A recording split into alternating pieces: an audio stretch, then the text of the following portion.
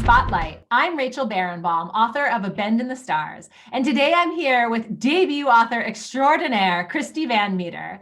Her novel, Creatures, was unbelievable. I could not put it down. I can't believe I missed it in hardback. It's just about to drop in paperback, and I want to tell everyone to run out and buy a copy. Crissy, tell me, what is this book about? This book is about a dysfunctional family off a fictional island off the coast of Los Angeles. And can you tell me a little bit more? Like, what happens to that? Yeah. So it's a woman on the eve of her wedding, and her absent mother shows up. There's a dead whale. The groom is missing at sea, and she's grieving her really messed up childhood with her father. So she's basically learning to love for the first time right before her wedding. Perfect timing. I love it. So this book is filled with all kinds of section breaks. You have sections for days of the week and weather, and then there's sort of these essay prompts. Can you talk about why you made all these sections and why that switch? I just can't get them out of my head.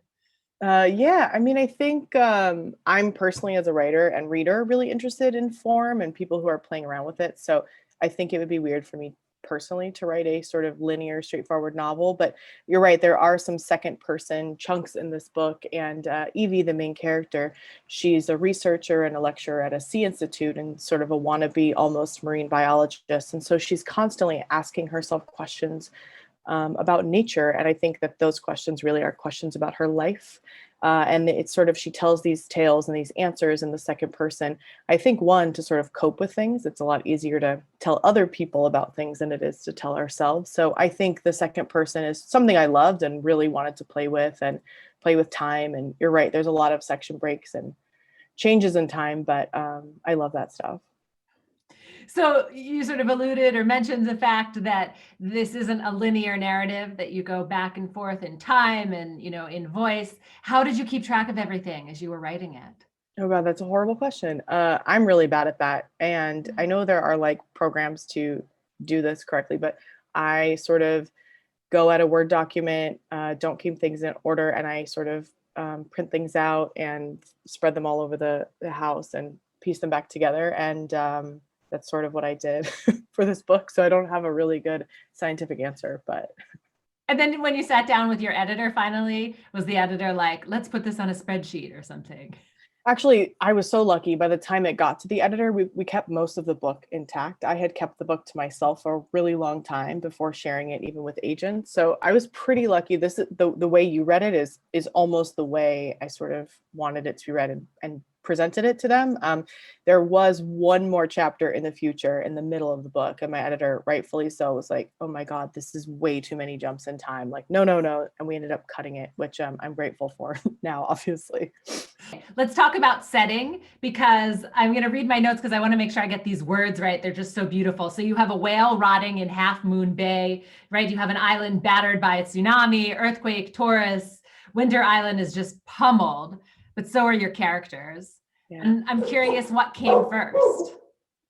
I definitely think the setting. So I'm from Southern California, born and raised. I grew up between LA and basically San Diego, all over the place. And my dad lived in Newport Beach most of my life, which is a peninsula. So I remember going there all the time and just literally being surrounded by water, but then also emotionally kind of feeling that way as well. So the setting for me came first. I knew I wanted to write about LA and Southern California. I live in LA now.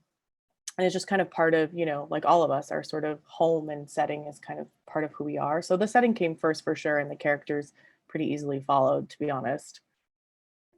And they're both pummeled, right? Pummeling one another. How did you think through those connections?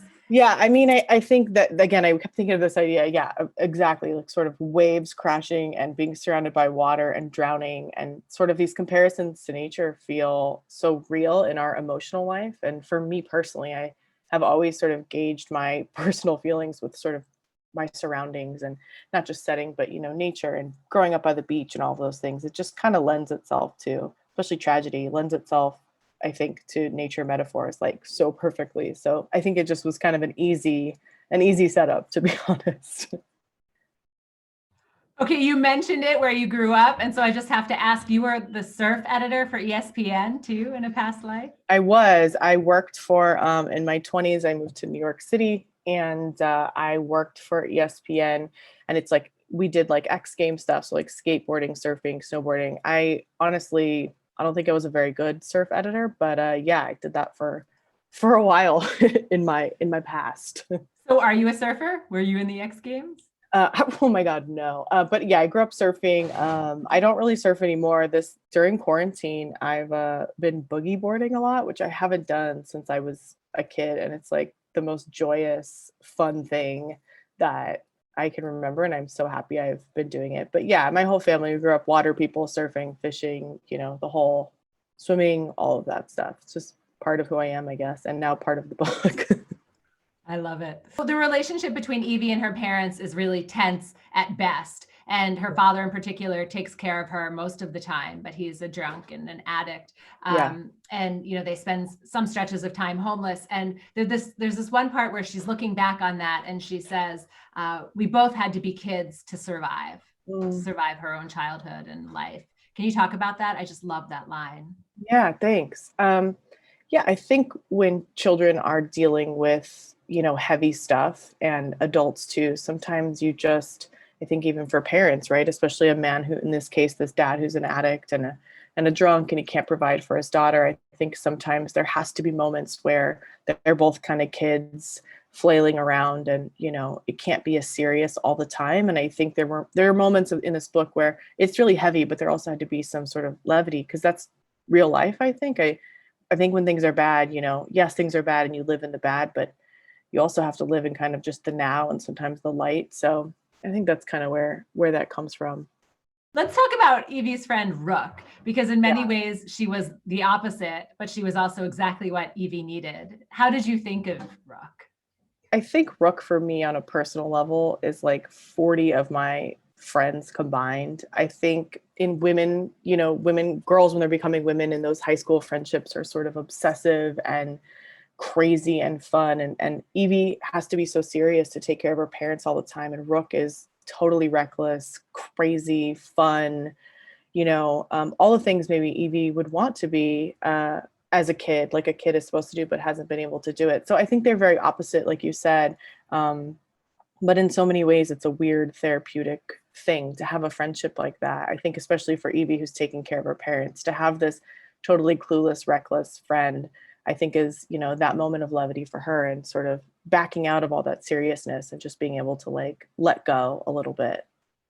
But at the same time, Rook is also the only one who says, we'll always love each other. We'll always be there for each other, right? She's a stability that Evie doesn't have otherwise.